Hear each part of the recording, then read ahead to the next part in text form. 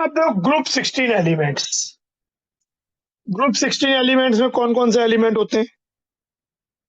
Oxygen, sulphur, selenium, tellurium, polonium और livermorium. 6 element होता है, सेकंड पेड से स्टार्ट होता है।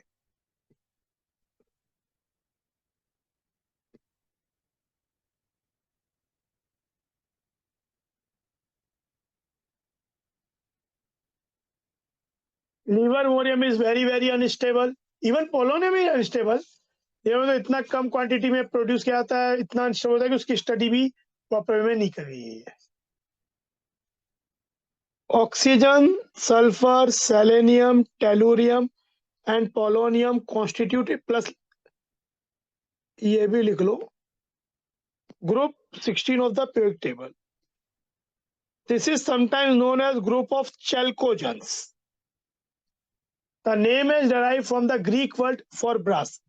Chalcogen ग्रीक वर्ड है ब्रास के लिए, and points to the association of sulfur and its congeners with copper. Most copper minerals contain either oxygen or sulfur and frequently the other members of the group. इसलिए उसे चैल्कोजन, चैल्कोजन का मतलब ओर forming element भी होता है। तो जनरली ओर्स में ये एलिमेंट ऑक्सीजन, सल्फर तो में बहुत मिलते हैं। Occurrence, oxygen is the most abundant of all the elements on earth. Oxygen forms about 46.6% by mass of earth crust. Dry air contains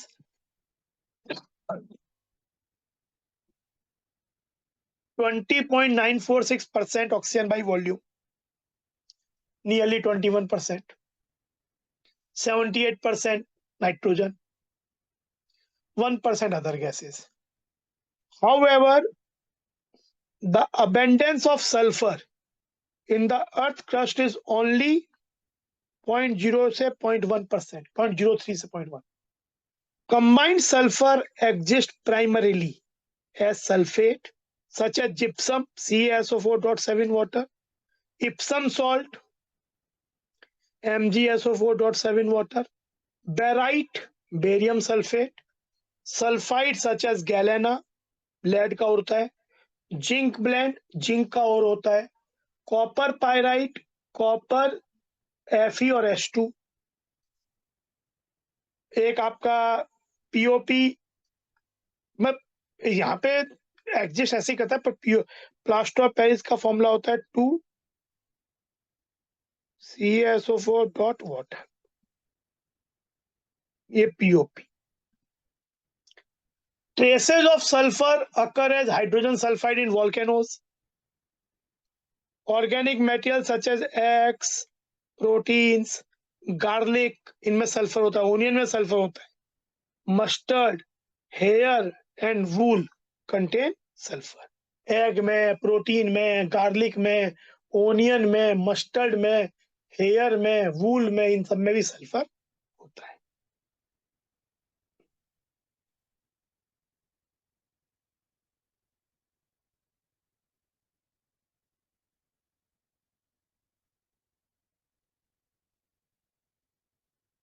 Selenium and telluride are also found in metal selenites and tellurides in sulfide ores. Polonium occurs in nature as a decay product of thorium and uranium minerals. Important atomic and physical properties of group 16 along with electronic are given.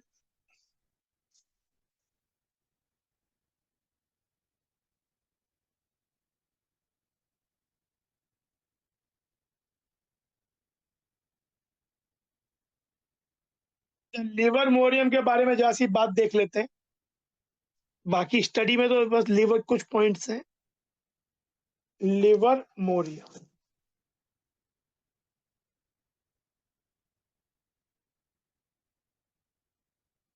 Synthetic LV इसका symbol होता है, Z इसका 116 होता है, atomic mass 292 होता है, synthetic radioactive element है,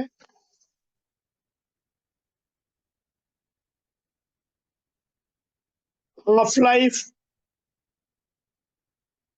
very short,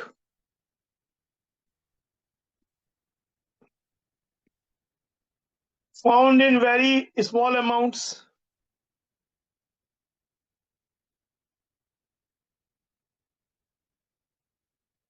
which makes its study difficult. तो इसकी स्टडी इतनी की रही है, it limits the study of this livermorium. तो हमें अब जो पढ़ेंगे मेनली उसको छोड़ के बाकी के देखेंगे। इलेक्ट्रॉनिक कॉन्फ़िगरेशन इसका, जो ऑक्सीजन फैमिली है उसका आउटर मोस्ट इलेक्ट्रॉनिक कॉन्फ़िगरेशन है NH2 NP4। ये आपका पहले तो हो जाएगा रेडॉन, 7H2 7P4 लास्ट में आना है, और ये हो जाएगा 5F14 60। ऐसा होता है।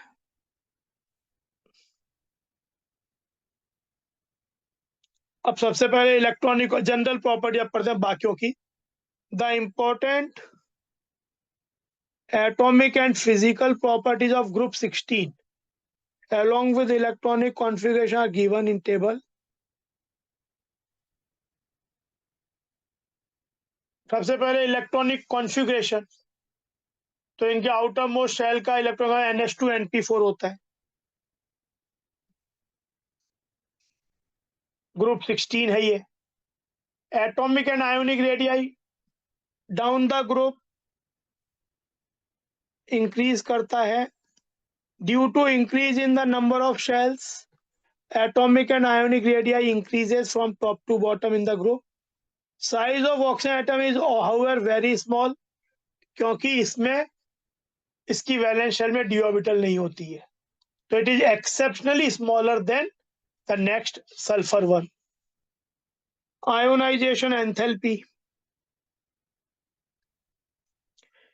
it also decreases down the group normal trend। it is due to increase in size, number of shell बढ़ रहा है। लेकिन इसकी जो मेन इंपॉर्टेंट बात है, however the elements of this group have lower ionization enthalpy values compared to those of group 15। across the period left to right ionization enthalpy बढ़ती है, लेकिन यहाँ पे क्या है, जैसे नाइट्रोजन की जो आयनाइजेशन एनर्जी ज्यादा है देन ऑक्सीजन, होना चाहिए तो ऑक्सीजन का ज्यादा, फॉस्फोरस ज्यादा है सल्फर से, और आर्सेनिक ज्यादा है सेलेनियम से। वो अलग बात है कि जैसे जैसे हम नीचे आते हैं, ये जो एक्सेप्शनल बिहेवियर है उसकी टेंडेंसी कम होती आती है, इसके बाद नॉर्मल सी रिटेन्स। लेकिन इसका कारण क्या है, नाइट्रोजन फॉस्फोरस, ये जो ग्रुप 15 है, they have half filled configuration जिनमें एक्स्ट्रा स्टेबिलिटी होती है, उस कारण से उनमें उनसे इलेक्ट्रॉन निकालना मोर डिफिकल्ट होता है than the corresponding 16th group element. तो ये एक एक्सेप्शन बात है कि across the pair left right वैसे तो जब आपका आयोनाइजेशन एनर्जी बढ़ता है, लेकिन ग्रुप 16 और ग्रुप 15 में, ग्रुप 16 के एलिमेंट का वो भी पहले सेकंड थर्ड फोर्थ पीरियड का नाइट्रोजन का ऑक्सीजन ज्यादा होता है, फॉस्फोरस का सबसे ज्यादा होता है, और आर्सेनिक का सेलेनियम से ज्यादा होता है। Then electron gain enthalpy,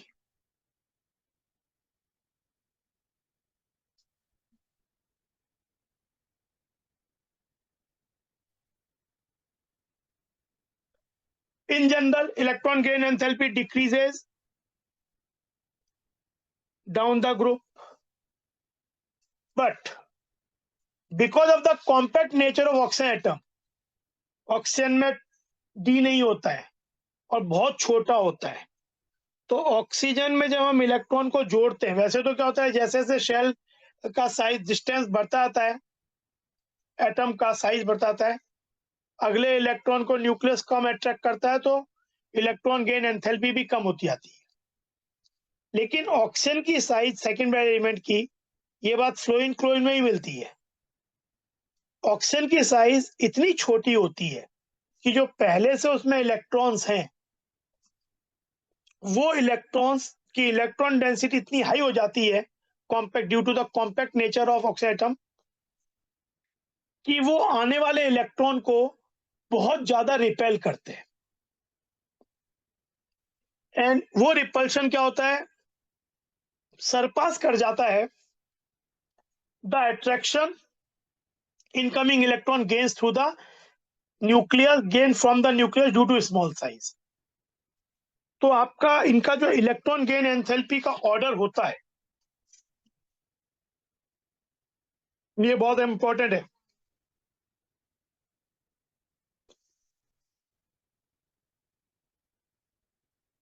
expected and है कि oxygen should be greater than sulphur, greater than selenium, फिर टेलुरियम, फिर पोलोनियम। लेकिन ऑक्सीजन की वैल्यू होती है -141,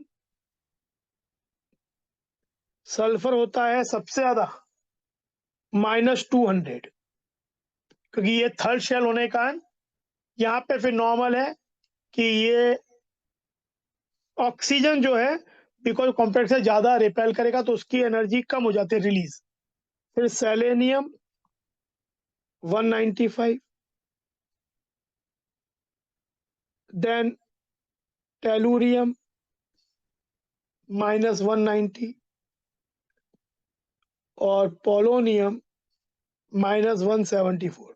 तो आप एक बात ध्यान दो कि केवल ऑक्सीजन का सल्फर से ही कम नहीं हुआ, सबसे कम हो गया। तो इसका ऑर्डर एक्चुअली हो जाता है,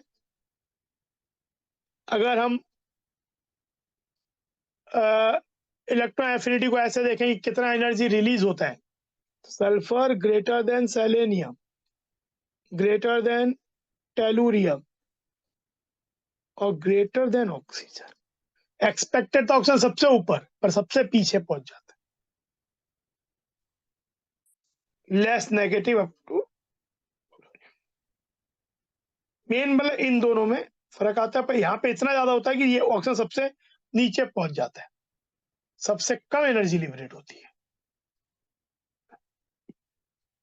इलेक्ट्रोनेगेटिविटी,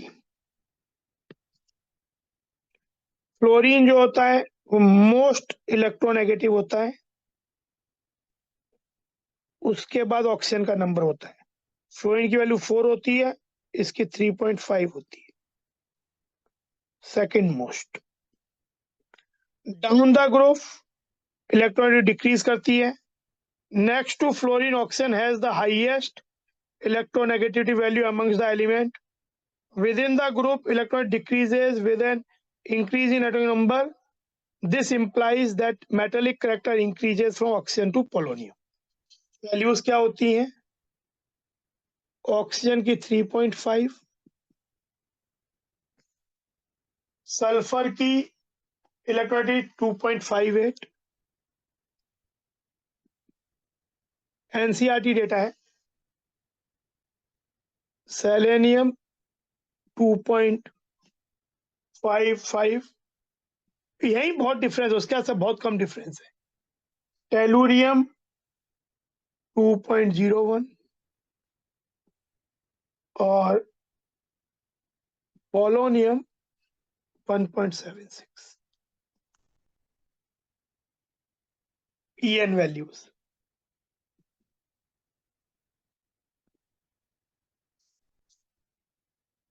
ये क्वेश्चन देखो आई गया जो हम लोग डिस्कस कर रहे थे। Elements of group 16 generally show lower value of first ionization enthalpy compared to corresponding periods of group 15. Why?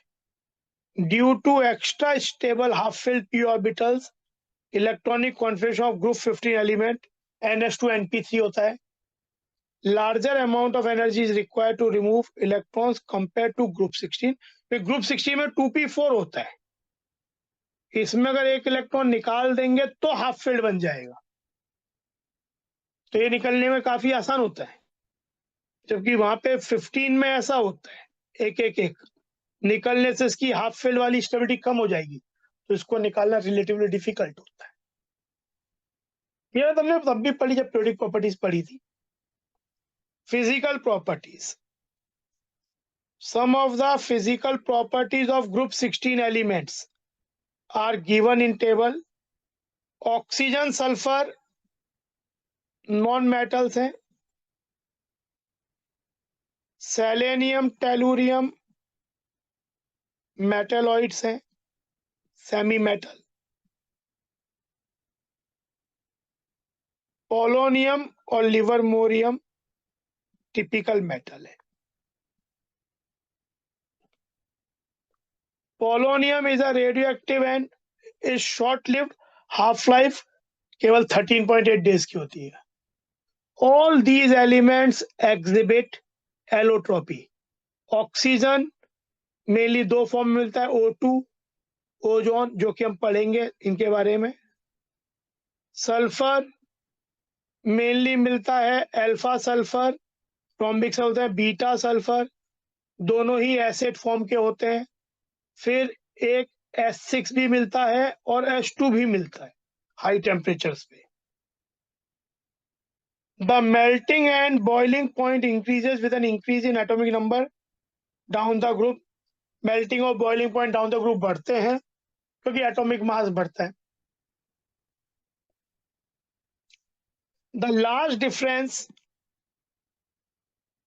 between the melting and boiling point of oxygen and sulfur may be explained on the basis of their atomicity।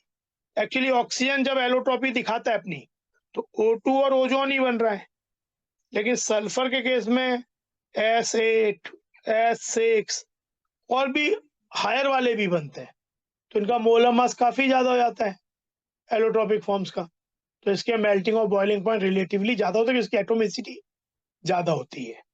Oxygen exist as diatomic whereas sulphur exist as polyatomic, बहुत बहुत triatomic. तो इस तरीके से sulphur acid. Polonium hardly shows any compound in -2 oxygen state। Since electronegativity of oxygen is very high, it shows only negative oxygen state -2,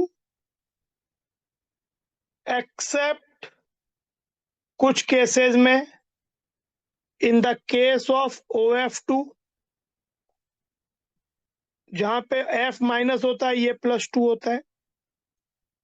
एक O2F2 भी होता है जहां पे ये +1 होता है, और H2O2 में ऑक्सीजन -1 होता है, और एक KO2 होता है सुपर ऑक्साइड, उसमें ये -½ होता है, ज्यादातर -2 होता है।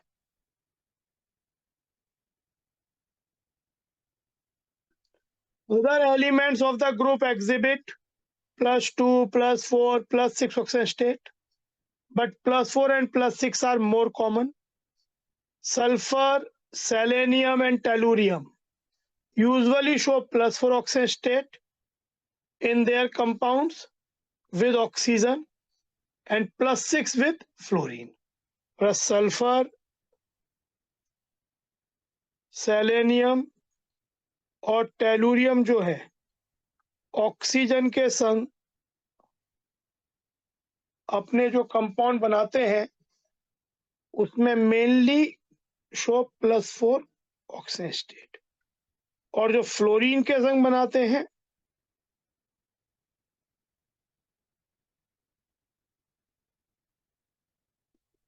उसमें ये शो करते हैं +6। The stability of +6 oxidation state decreases down the group and stability of +4 oxidation state increases। इसी को इनर्ट पेयर इफेक्ट बोलते हैं। Bonding in +4 and +6 oxidation state are primarily covalent. कितना हाई चार्ज का प्लस होगा तो पोलराइजिंग पावर बहुत ज्यादा होगी और वो कोवलेंट बॉन्ड ही बनेंगे। Anomalous behaviour of oxygen.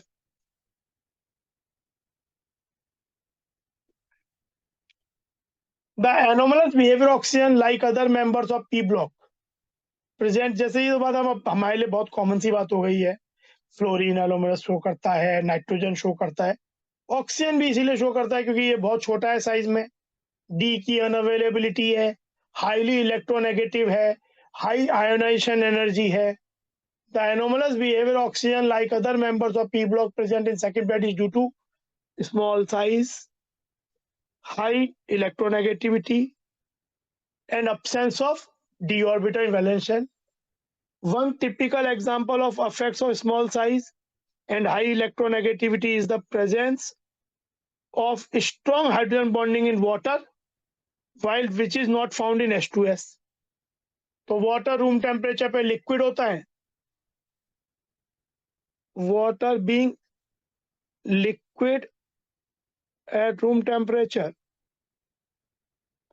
जबकि H2S गैस होता है।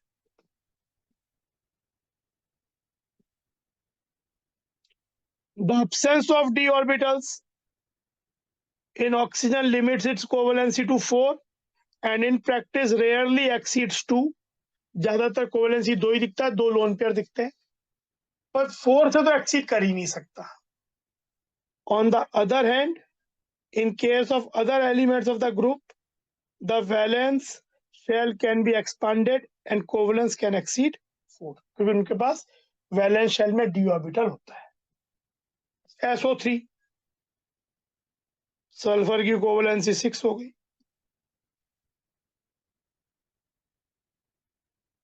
अब ये तो इसका एनोमलस बिहेवियर भी हो गया। अब आता है इन एलिमेंट्स की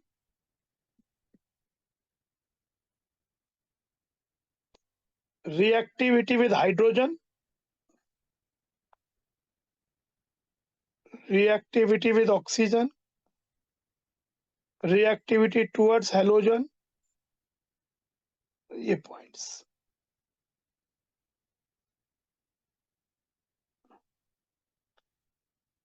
Reactivity with hydrogen, all the elements of group 16 form hydrides of the type H2E, क्योंकि ये नेगेटिव होगा,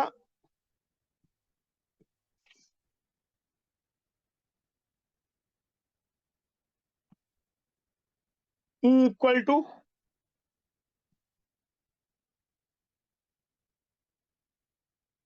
S SE T PO। Some property hydra given in table, acidic characters है यहाँ पे, और ये O भी हो सकता है हाइड्राइड में। तो देखो कुछ प्रॉपर्टी दी हुई हाइड्राइड की, melting point in general increases down the group, लेकिन water has the highest melting point among this। ये ठीक है, पर वाटर तो सबसे ज्यादा है। रीजन कि क्रिस्टलाइन फॉर्म में जो वाटर है वो हाइड्रोजन बॉन्डेड होता है, which makes it very strong crystalline structure. तो सबसे ज्यादा वाटर का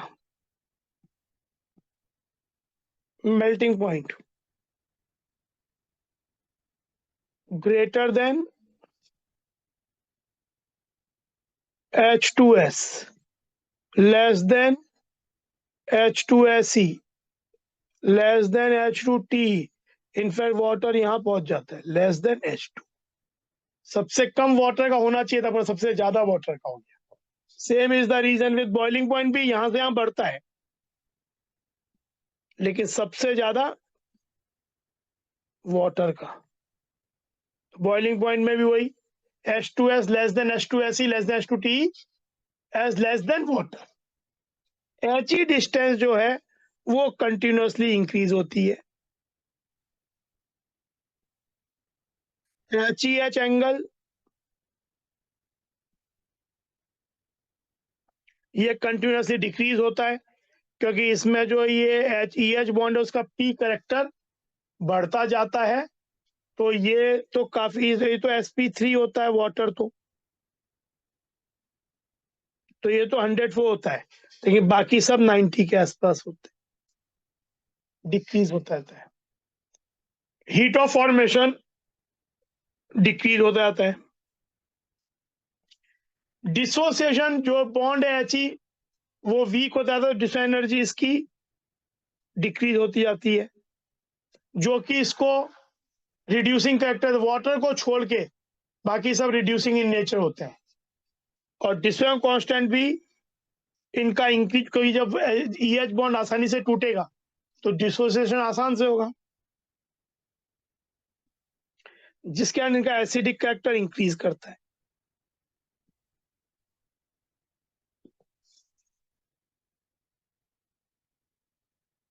तो ये देखो, all the elements of group 16 form hydrides of the type H2E. Some property hydride given table, their acidic character increases from water to H2T.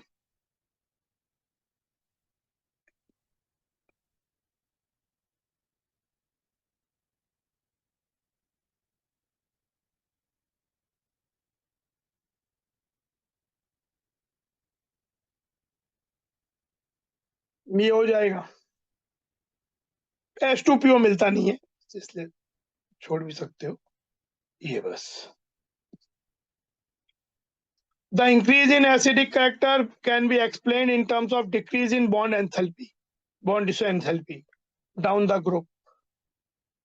Owing to the decrease in bond enthalpy down the group, thermal stability, hydride also thermal stability.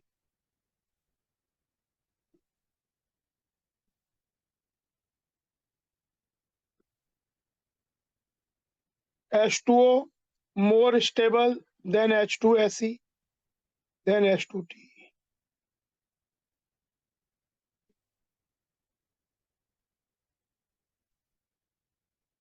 All the hydrides except water, reducing character. तो ये जब EH bond टूटेगा तो H जाके दूसरे में जुड़ेगा, तो EH बॉन्ड की टूटने की जितनी टेंडेंसी, रिड्यूसिंग कैरेक्टर उतना ज्यादा। तो वाटर लेस देन H2SC, वही H2S भी होगा एक बीच।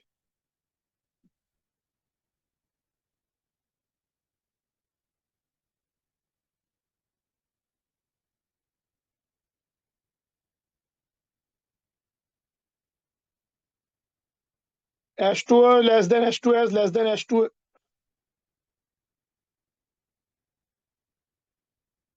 वाटर जो है वो एक्चुअली रिड्यूसिंग नहीं होता है। ऑल हाइड्राइड मतलब ये एक्चुअली रिड्यूसिंग नहीं होता, लेकिन यहां से यहां तक ये करेक्ट है। All the hydrides except water possess reducing property, and this character increases from H2S to H2. Reactivity with oxygen. Reactivity with oxygen. All these elements form oxides of EO2 type and EO3 types. Ozone and sulfur dioxide are gases, while selenium dioxide is solid. Molar mass बढ़ता जा रहा है, won the wall force increase आता है। Reducing property of dioxide decreases from SO2 to TiO2. Reducing property मतलब खुद oxidise होने की टेंडेंसी, तो SO2 तो +6 में आने की टेंडेंसी रखेगा, पर जैसे जैसे हम नीचे जाते हैं हायर ऑक्सीडेशन स्टेट कम स्टेबल होती जाती है, तो TiO2 तो +6 नहीं जाएगा, टेंडेंसी कम हो जाएगी, तो इसकी reducing property down the group decrease होती है। SO2 इज रिड्यूसिंग, SO2 से SO3 बनने की टेंडेंसी है, इसलिए दूसरे को रिड्यूस करेगा। While TiO2 is an oxidising, TiO2 क्या करेगा, खुद TiO बनेगा और दूसरे को ऑक्सीडाइज करेगा। Besides EO2 type, sulphur, selenium and tellurium also form EO3 type oxide. दोनों तरीके के ऑक्साइड एसिडिक होते हैं, चाहे वो EO2 टाइप हो चाहे EO3 टाइप हो। EO3 आर मोर एसिडिक क्योंकि उसमें ज्यादा ऑक्सीजन स्टेट है than EO2। Reactivity towards the halogen. Elements of group 16 form a large number of halides of type EX6, EX4, जैसे SF6, SF4, SF2, where E is an element of the group X and X is a halogen. The stability of the halide decreases in the order fluoride ज्यादा stable होता है, then chloride, then bromide, then iodide. Among hexahalide, hexafluorides are the only stable halide क्योंकि बाकी सब steric factor के कारण बन ही नहीं पाते हैं। All hexafluorides are gaseous in nature. They have octahedral structure, sp3d2 hybridization. Sulfur hexafluoride SF6 is exceptionally stable for steric region. Fluorine बहुत छोटा होता है और सल्फर रिलेटिवली बड़ा है, तो SF6 is the most stable of all hexafluoride. Among tetrafluorides,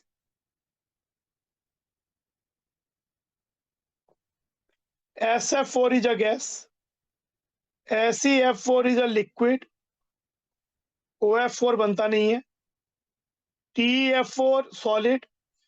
These fluorides have sp3d hybridization, TBP arrangement, ये in which one of the equatorial position is occupied by a lone pair. जैसे SF4 में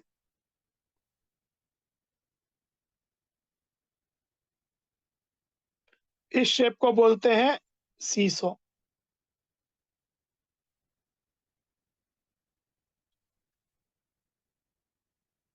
This geometry is regarded as seesaw.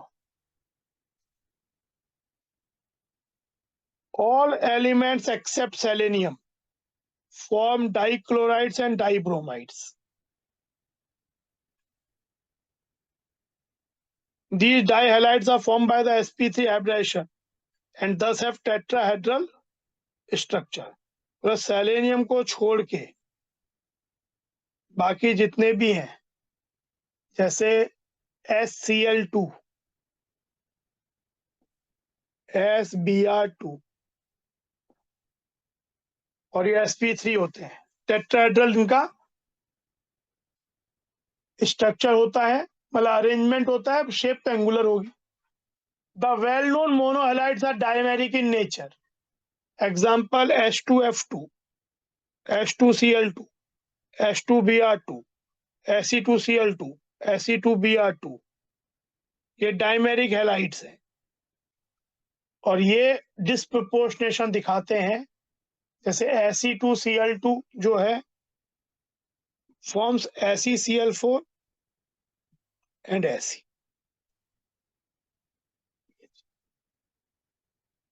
Dimeric halides undergo disproportionation.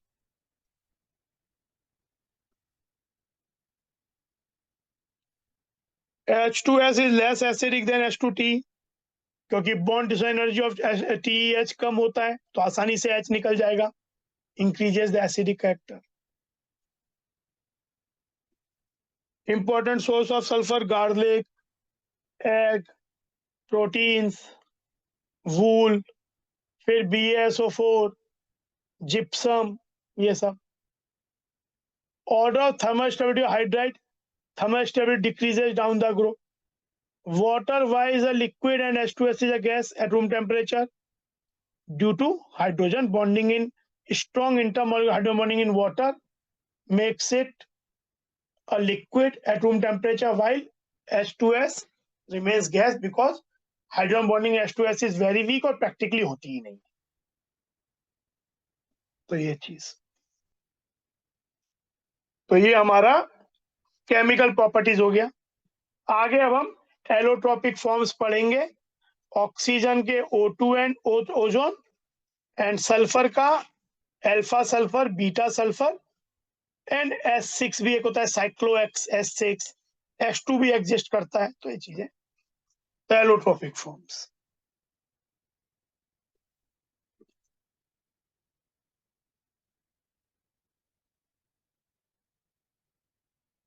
Of oxygen. पहले इसके laboratory preparation.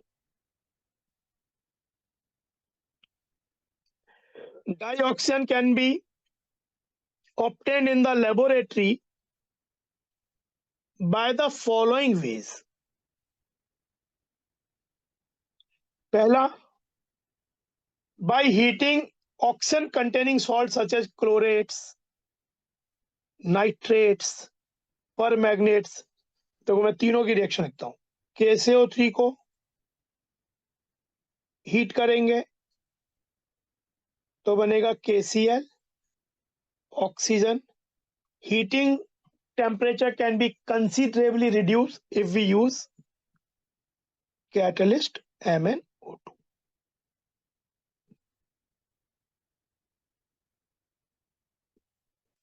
KMnO4 को heat करने पे 513 Kelvin, we get K2MnO4। MnO2 बहुत famous reaction है। O2 Mn +7 से +6 हो गया। पोटेशियम मैग्नेट +4 भी हो गया और ऑक्सीजन ऑक्सीडाइज भी हो गया। क्लोरेट्स नाइट्रेट जैसे लेड नाइट्रेट है, PbNO3 whole twice on heating will give PbO, NO2 and oxygen। PbO, NO2 and half oxygen कह दो। 2 से मल्टीप्लाई कर देंगे तो सब फ्रैक्शंस चले जाएंगे। तो ये क्लोरेट्स, नाइट्रेट्स एंड परमैंगनेट्स। सोडियम नाइट्रेट को हीट करते तो NaNO2 ऑक्सीजन मिलता है।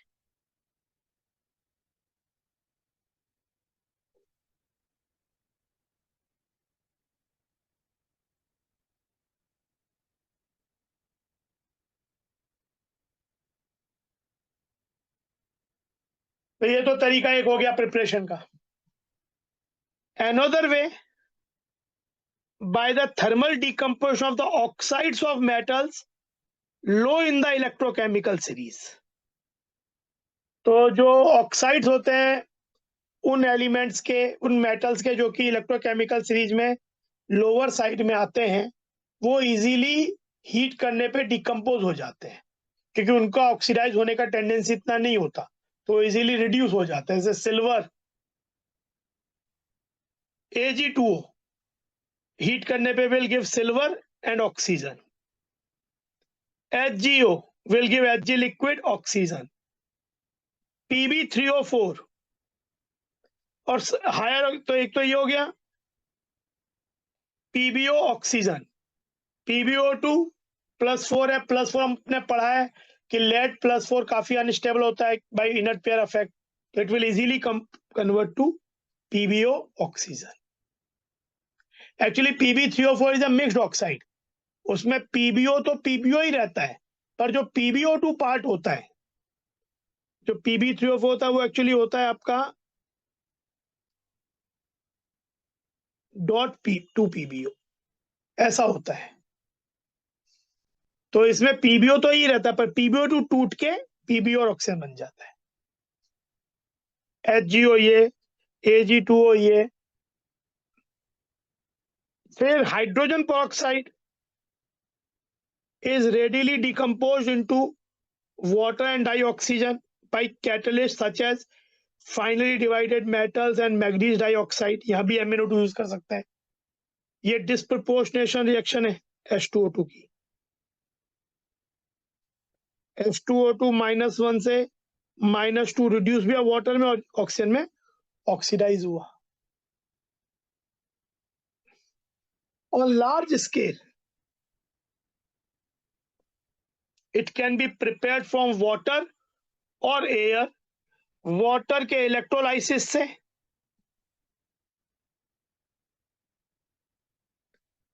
इलेक्ट्रोलाइसिस करेंगे तो H2O will give H2 plus O2, cathode पे हाइड्रोजन बनता है, एनोड पे ऑक्सीजन बनता है। एक तरीका तो ये हो गया। Industrially dioxin is obtained from air, क्योंकि एयर में भी एक अच्छा खासा अमाउंट है ऑक्सीजन का। तो पहले उसमें से CO2 और वाटर वेपर को रिमूव कर लेते हैं, और फिर जो मेनली N2 और O2 रह जाता है उसका फ्रैक्शनल डिस्टिलेशन करते हैं। ये हमने N2 के समय भी पढ़ा है ग्रुप 15 में। और फ्रैक्शनल डिस्टिलेशन में पहले 77 केल्विन इसका बॉइलिंग पॉइंट होता है, O2 का 90 केल्विन होता है। तो पहले N2 मिल जाता है एंड देन O2 मिलता है। फर्स्ट और N2 देन, तो ये मिल जाते हैं। इसके प्रिपरेशंस के तरीके।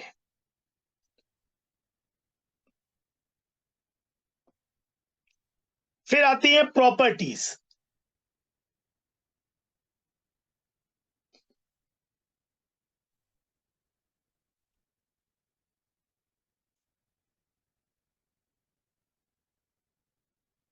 डाइऑक्सीजन डेफिनेटली एक कलरलेस गैस है, हल्का सा ब्लू टिंज होता है पर कलरलेस ही मानते हैं।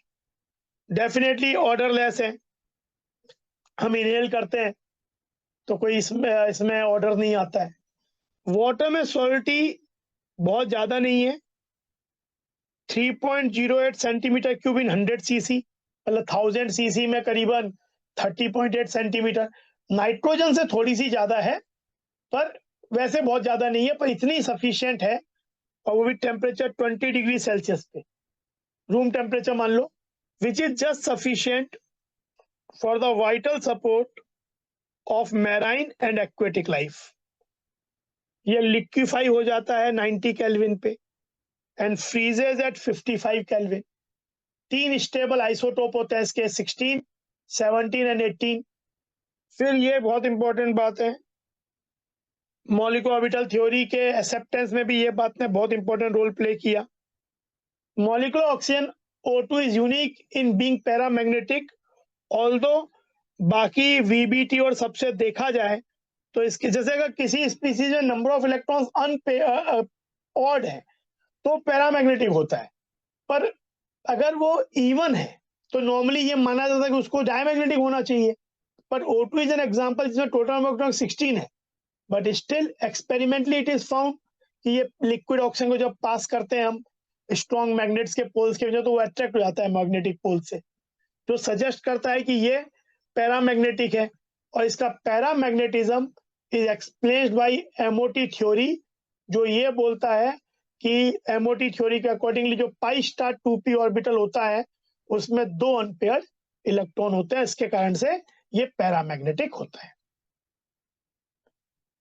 Dioxygen directly reacts with nearly all metals and non-metals except some metal, जो कि जिन्हें नोबल मेटल बोलते हैं, gold, platinum and some noble gases, helium, neon, argon, krypton. Xenon से तो फिर भी रिएक्ट करता है पर ये इनसे नहीं। It's combination with other elements often strongly exothermic, जो कि इस रिएक्शन को होने में हेल्प करता है, सस्टेन करने में हेल्प करता है। However, to initiate the reaction, some external heating ignition is required, as O2 का जो बॉन्ड एनर्जी होता है वो काफी हाई होता है, तो you require an initiation। आप अगर सपोज LPG ब्यूटेन को बर्न करते हो तो गैस को अब लाइटर तो दिखाते ही हो ना, उसके बाद वो एक्सोथर्मिक रिएक्शन होता रहता है।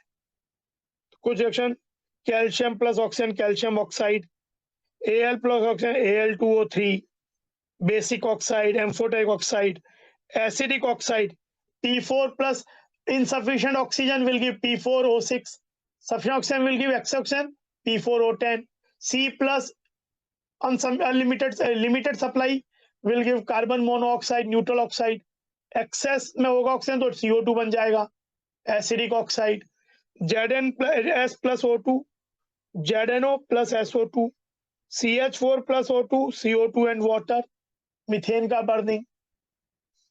Some compounds are catalytically oxidized, जैसे SO2 oxygen in the presence of V2O5, ये कॉन्टैक्ट प्रोसेस में यूज होता है सल्फ्यूरिक एसिड के बनाने में। HCl plus oxygen CuCl2 cupric chloride gives chlorine and water, chlorine की प्रिपरेशन भी कह सकते हो इसे।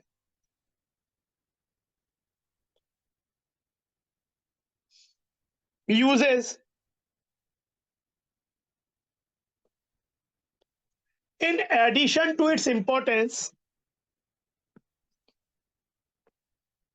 in normal respiration and combustion processes, oxygen is used in oxyacetylene welding।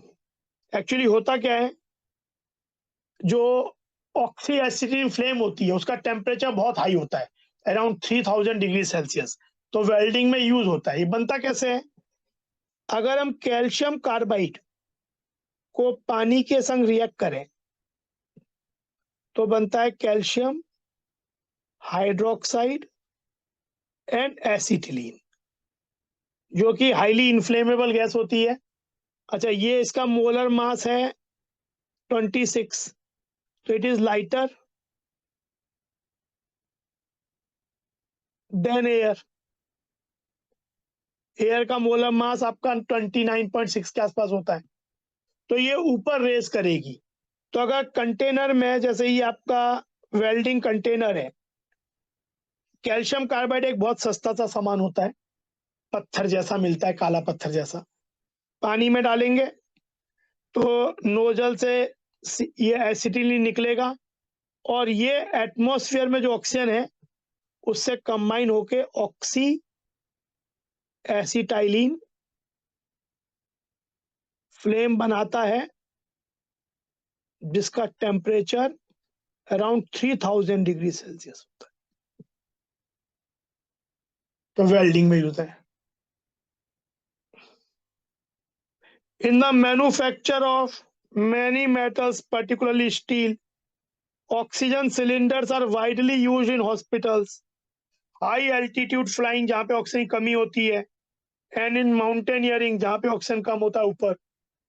Combustion of fuels में ऑक्सीजन यूज करते हैं, एग्जाम्पल हाइड्रोजाइन, हाइड्रोजन N2H4 होता है। इन लिक्विड ऑक्सीजन मिक्स करके इसे रॉकेट फ्यूल की तरह यूज करते हैं। It provide tremendous thrust in rockets. तो ये चीज,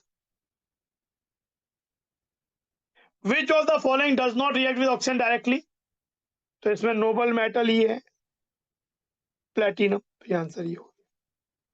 complete this, CO2 plus water, 2 CO2, 2 water, 3 oxygen, और ये Al2O3 एम्फोटेरिक ऑक्साइड एल्यूमिना बन जाएगा।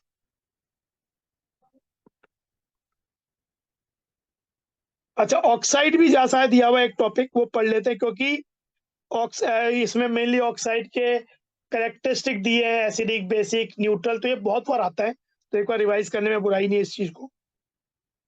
मतलब ये मे बी सिलेबस में ये सेक्शन नहीं है, लेकिन कहीं और जो हम ऑक्साइड्स को पढ़ते हैं वो ये चीज पढ़ते हैं, तो एक बार पढ़ना बेनिफिशियल है। Simple oxides, a binary compound of oxygen with another element is called oxide. As already stated, oxygen reacts with most of the elements of the periodic table to form oxides. In many cases, one element forms 2 or more oxides.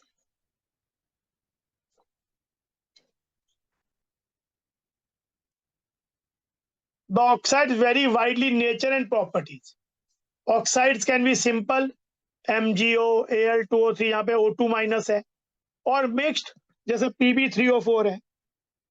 Pb3O4 दो oxide का एक वो है combination, addition compound, 2PbO.PbO2।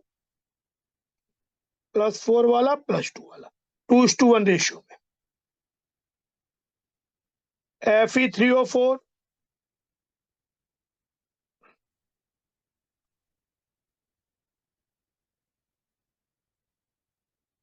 ये हो जाएगा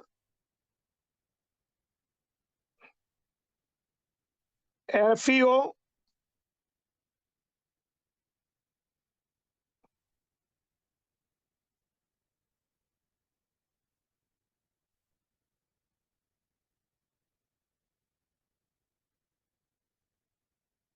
1:1 ratio. Simple oxides can be classified on the basis of their acidic, basic, or amphoteric nature. An oxide that combines with water to give an acid, जिसका pH aqueous solution का less than 7 हो जाए, is termed acidic oxide.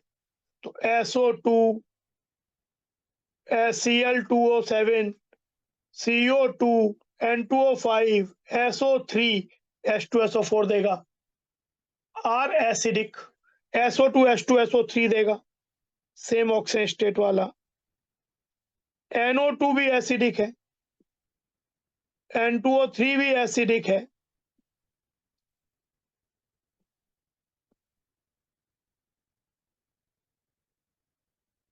As a general rule P2O5 acidic है, P2O3 acidic है। Only non-metal oxides are acidic, but oxides of some metals in high oxidation state also have acidic character.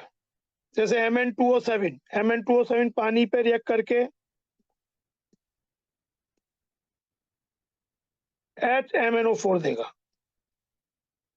पर मैग्निक acid CrO3 पानी से react करके H2 chromic acid देगा। V2O5 also acidic.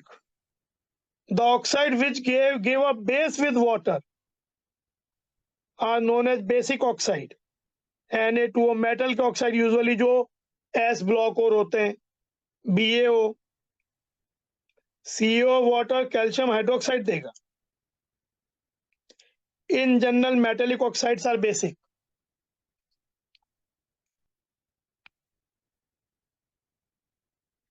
Some metallic oxides exhibit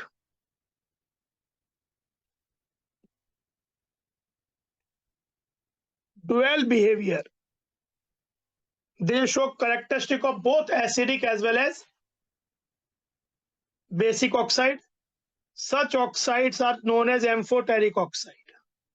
They react with acids as well as alkali.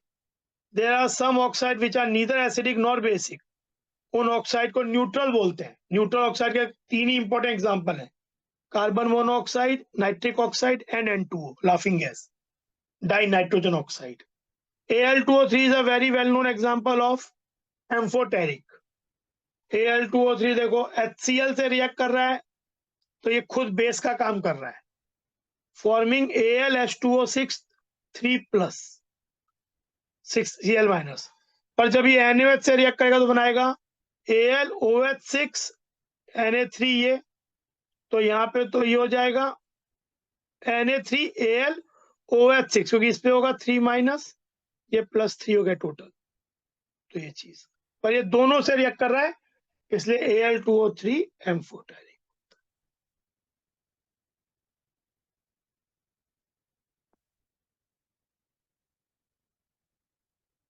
तो ये चीज, एक zinc oxide भी एम्फोटेरिक होता है। तो ये चीज है।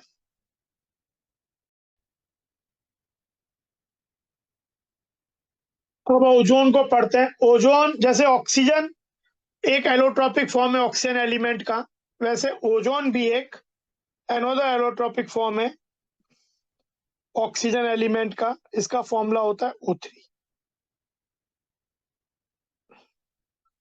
Ozone is an allotrope form of oxygen. It is very reactive to remain for long in the atmosphere at sea level. Sea level पे ये बहुत ज्यादा रिएक्टिव है, तो सी लेवल पे ये रह सके बहुत देर तक, ये पॉसिबल नहीं है। at a height of about 20 kilometers from the sea level. It is formed from atmospheric oxygen in the presence of sunlight. जो एटमॉस्फेरिक ऑक्सीजन है सनलाइट की प्रेजेंस में कन्वर्ट होता है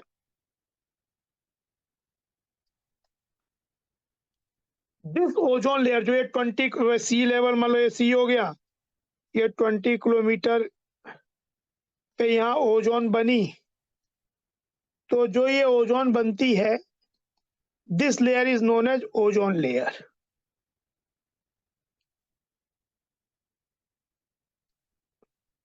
और ये हमें प्रोटेक्ट करती है जो सनलाइट के यूवी रेडिएशंस होते हैं जो कि स्किन और के लिए काफी हार्मफुल होते हैं, उनको ये ओजोन लेयर एब्जॉर्ब कर लेती है। मतलब आते तो है ही पर एक्सेसिव कंसंट्रेशन नहीं आता है, कुछ को पास होने देता है पर बहुत कुछ एब्जॉर्ब कर लेता है। इसीलिए depletion of ozone layer is a problem for survival, कि अगर पूरा डिप्लीट हो गई तो सब चीजें बर्फ बर्फ सब गल जाएंगी। Preparation when a slow dry stream of oxygen is passed through a silent electrical discharge, electricity pass करे बहुत स्लोली ऑक्सीजन के थ्रू,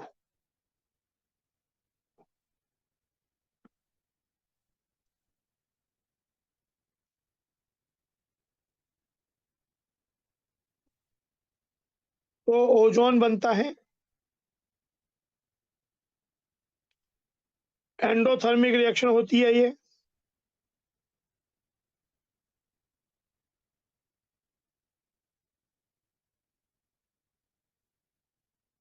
इसमें इसका 10% ही कन्वर्ट होता है, इसको बोलते हैं ओजोनाइज्ड ऑक्सीजन। मतलब ये तो बनता ही है 10%, ये भी बहुत कुछ रहता है। Since the formation of ozone from oxygen endothermic process, it is necessary to use a silent electric discharge in its preparation to prevent its decomposition. If concentration of ozone greater than 10% are needed, a battery of ozonizer can be used and pure ozone boiling point itna hota hai 385 Kelvin can be condensed in a vessel surrounded by liquid oxygen.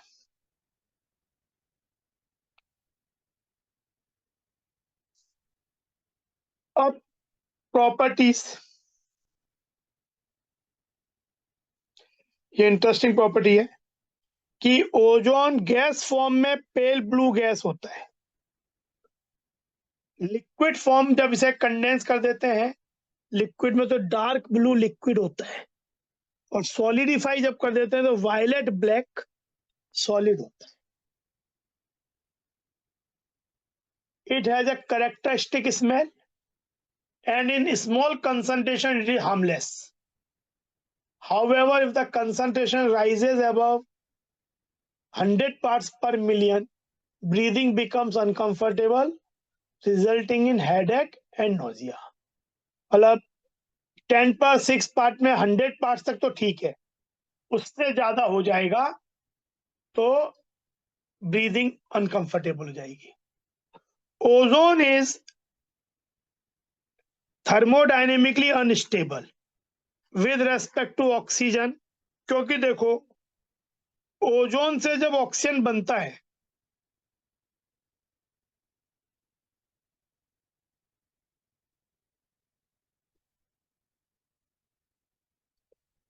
तो एक तो इस reaction की delta S positive है, इतना ज्यादा number of gas particle बन रहे हैं, मोर ओवर ये एक्सोथर्मिक भी है, तो delta G equal to delta H minus T delta S, तो delta H negative delta S तो ओवरऑल नेगेटिव हो जाएगा। तो थर्मोडायनेमिकली फेवरेबल रिएक्शन है, ये दोनों फैक्टर ही फेवरेबल है, resulting in large negative gives energy change for its conversion into oxygen. It is not really surprising, therefore high concentration of ozone can be dangerously explosive. अगर बहुत high concentration है ozone का तो वो explosive का काम कर सकता है। Due to the ease with which it liberates atoms of nascent oxygen, ये बहुत आसानी से नेसेंट ऑक्सीजन लिबरेट करता है। That's why it's a very good powerful oxidising agent. For example it oxidises lead sulphide to lead sulphate और खुद बन जाता है O2। तरीका क्या होता है, O3 से O2 बना ऑक्सीजन, फिर PbS plus 4 nascent oxygen gives PbSO4। इसे 4 से मल्टीप्लाई कर दो और ऐड करोगे तो ये बन जाएगा।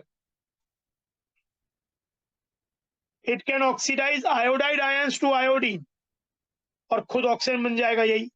Iodide water O3 OH minus बनेगा, खुद I2 सॉलिड बन जाएगा ऑक्सीजन, खुद O2 बन गया और आयोडाइड I2 में ऑक्सीडाइज हो गया। व्हेन ओजोन, और ये रिएक्शन एक्चुअली इसके एस्टिमेशन में भी यूज की जाती है।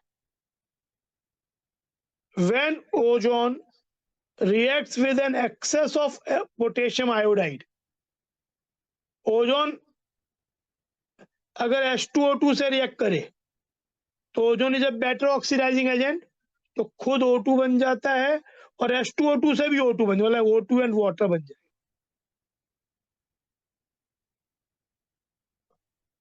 ये रिड्यूस होके ऑक्सीजन, ये ऑक्सीडाइज होके ऑक्सीजन।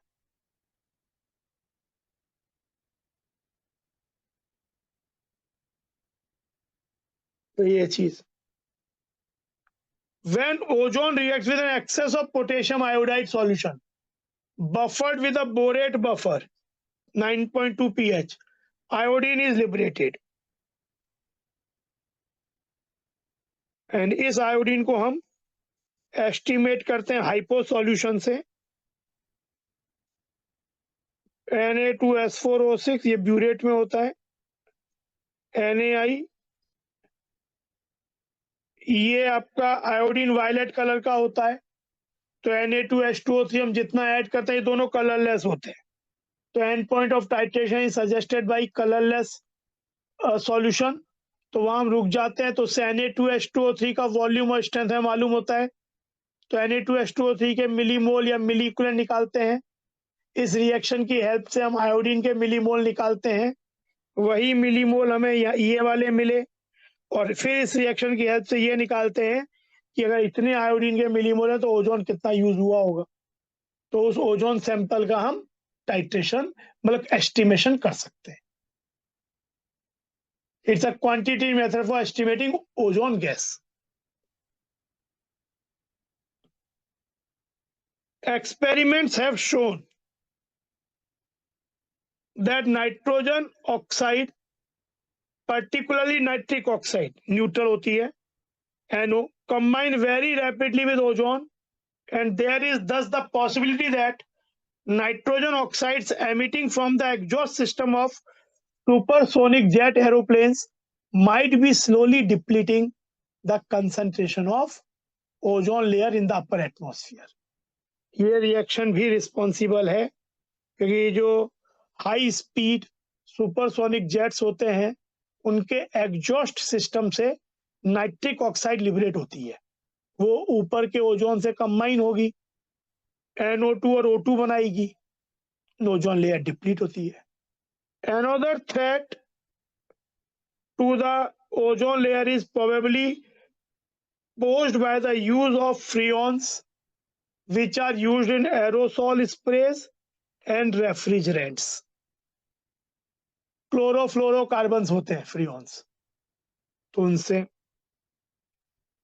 ये रेजोनेटिंग स्ट्रक्चर है।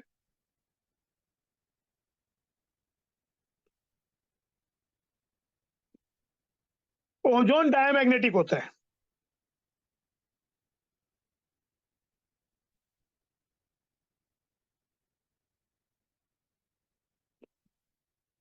तो ये हुआ, यहाँ पे फॉर्मल चार्जेस निकाले तो इस पे 0 आएगा, इस पे -1, इस पे +1 आएगा। और दूसरा आइडेंटिकल स्ट्रक्चर है, बिल्कुल इक्विवेलेंट, आइडेंटिकल नहीं होना चाहिए, इक्विवेलेंट।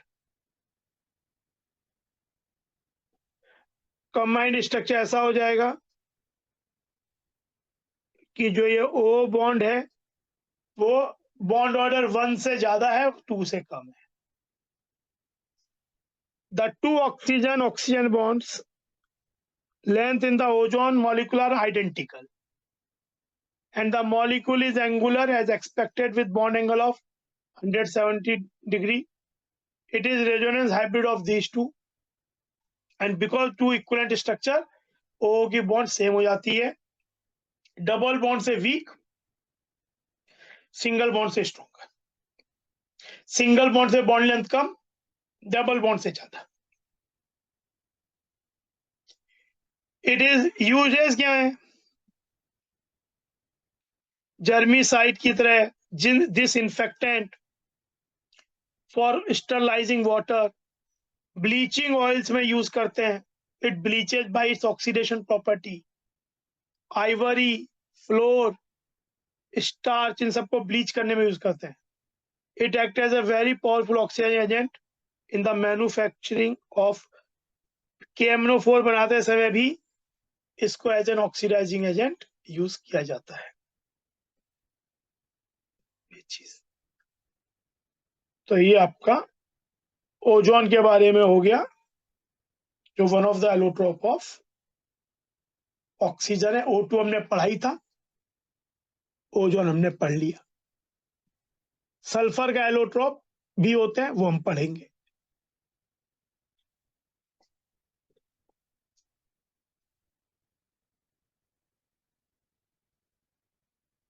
फॉर्म होते हैं उसके बारे में देखते हैं. Sulphur forms numerous allotropes of which yellow rhombic sulphur, जिसे अल्फा सल्फर बोलते हैं, एंड मोनोक्लिनिक सल्फर, जो बीटा सल्फर बोलते हैं. These two forms are the most important ones. The stable form at room temperature is rhombic sulfur. जो rhombic sulfur होता है,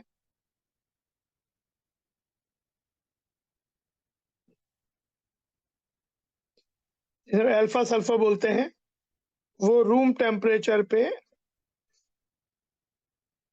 मिलता है, स्टेबल होता है.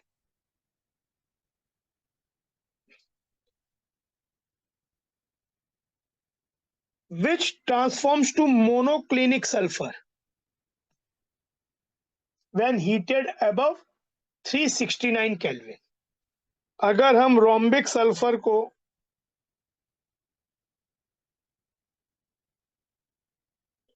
जो कि अल्फा सल्फर भी होता है, येलो कलर का होता है, इसे 369 केल्विन से ज्यादा पे हीट करें,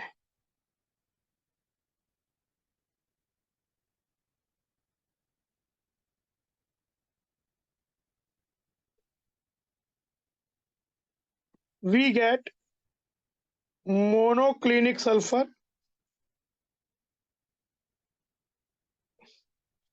जिसे हम बीटा सल्फर भी कहते हैं. कलरलेस होता है, ये बन जाता है above 369 kelvin.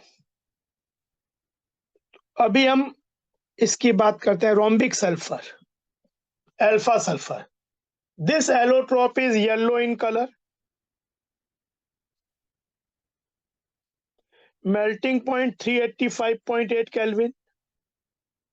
Specific gravity 2.06. Rhombic sulfur crystals are formed on evaporating the solution of roll sulfur in carbon disulfide. ये वाटर में insoluble होता है, but dissolves to some extent in benzene, alcohol and ether, readily soluble in carbon disulfide. Monoclinic sulphur का melting point बहुत आसपास ही होता है, पर 393 का ज्यादा बड़ा होता है. स्पेसिफिक ग्रेविटी थोड़ी सी कम होती है. ये भी CH2 में soluble होता है. This form of sulfur is prepared by melting rhombic sulfur in a dish and cooling till crust is formed. Two holes are made in the crust and the remaining liquid poured out. On removing the crust, colorless needle-shaped crystals of beta sulfur are formed. It is stable above 369 Kelvin. Temperature 369 kelvin से ज्यादा होना चाहिए, तब beta sulphur stable होगा। और इससे नीचे temperature पे it will convert itself to alpha sulphur, जो कि रोम्बिक सल्फर होता है, below it. Conversely alpha sulphur is stable below, वहीं पे अल्फा सल्फर जो है वो रूम टेम्परेचर पे 369 केल्विन पे स्टेबल होता है and transforms into beta sulphur above this temperature. और ये जो 369 केल्विन टेम्परेचर होता है, इस पे दोनों फॉर्म मिलते हैं।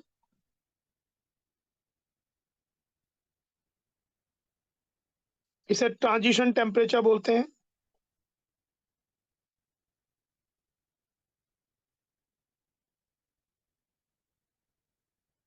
इसमें अल्फा सल्फर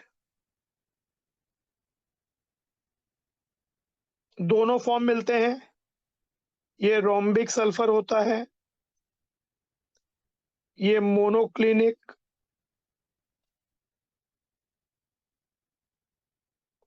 दोनों का ही फॉर्म एसेट होता है। ये भी आएगा बात। जेई में 2024 में एक पेपर में ऐसा क्वेश्चन आया भी था कि इनका सल्फर का फॉर्मूला क्या होता है। सल्फर फॉर्मूला दोनों के लिए सेम ही होता है। एसेट जो यूनिट होती है वो अलग अलग वे में अरेंज होती है, पर सल्फर एसिड के फॉर्म में ही होता है।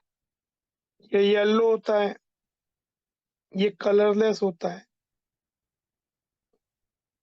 इट इज स्टेबल, ये टेम्परेचर ये ग्रेटर देन 369 केल्विन पे स्टेबल होता है, ये लेस देन। फिर दोनों ही सॉल्युबल होते हैं CH2 में। मेल्टिंग पॉइंट इसका 385.8 केल्विन, इसका मेल्टिंग पॉइंट।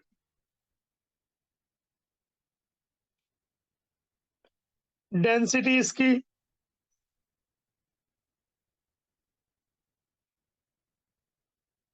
1.98। फॉर्म दोनों ही एसिड होते हैं। एसिड का स्ट्रक्चर कैसा होता है, देखो, both rhombic and monoclinic sulfur have acid molecules. These acid molecules are packed to give different crystal structure. The acid ring in both the forms is puckered and has a crown shape. ये वाला ऐसा crown shape या पकड़ ring structure.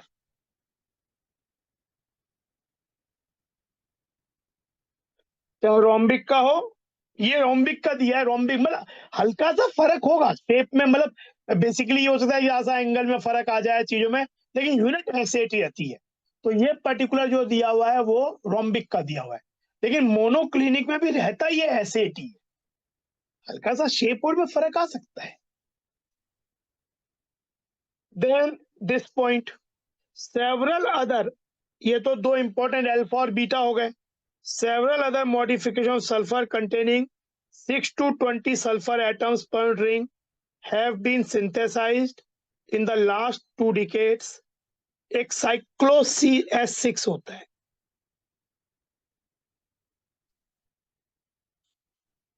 the ring adapts the chair form, ऐसा एक chair form बन जाता है, एक चेयर फॉर्म की तरह चेयर बन जाती है। मॉलिकुलर डायमेंशन दिए हुए हैं, कुछ बॉन्ड, ये वाला बॉन्ड जैसा ये मॉलिकुलर बॉन्ड है, ये एंगल है, ये बॉन्ड लेंथ है। फिर ये बात है at elevated temperature, at high around 1000 kelvin sulphur exist है। जैसे O2 मिलता है ना, वैसे H2 मिलता है। और जैसे O2 पैरामैग्नेटिक होता है, वैसे H2 भी, पर ये मिलता टेम्परेचर अबव 1000 केल्विन पे है, रूम टेम्परेचर पे नहीं मिलता, और it is paramagnetic like O2। जैसे वहां उसका anti bonding pi star 2p में एक एक इलेक्ट्रॉन अनपेयर्ड होता है, यहाँ पे पाई स्टार 3p में एक एक इलेक्ट्रॉन अनपेयर्ड होता है। जैसे क्वेश्चन देखो, which form of sulphur shows paramagnetic, ये सब डायमैग्नेटिक है, ये डायमैग्नेटिक है, ये भी डायमैग्नेटिक है, पर ये जो फॉर्म है ये पैरामैग्नेटिक है। इन वेपर स्टेट, जो कि अराउंड 1000 केल्विन या उससे ज्यादा टेम्परेचर पे होगी, vapour state sulphur partly exist as H2 molecule which has 2 unpaired electrons in the anti bonding pi star, pi star 3p में होगा like O2 and hence exhibits paramagnetism।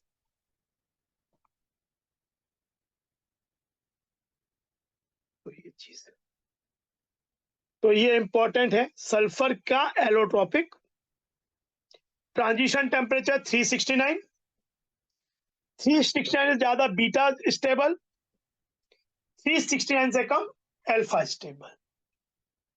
Alpha को rhombic sulphur बोलते हैं, beta को monoclinic sulphur बोलते हैं, पर दोनों ही होते एसिड फॉर्म के ही है। अल्फा सल्फर येलो होता है, बीटा सल्फर कलरलेस होता है।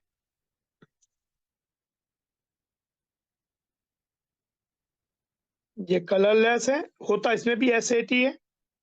एसिड का एक अलग क्रिस्टल अरेंजमेंट होता है, यहाँ पे एसिड का अलग एक क्रिस्टल अरेंजमेंट होता है, जिससे रोम्बिक और मोनोक्लिनिक बनते हैं। ये येलो कलर का होता है।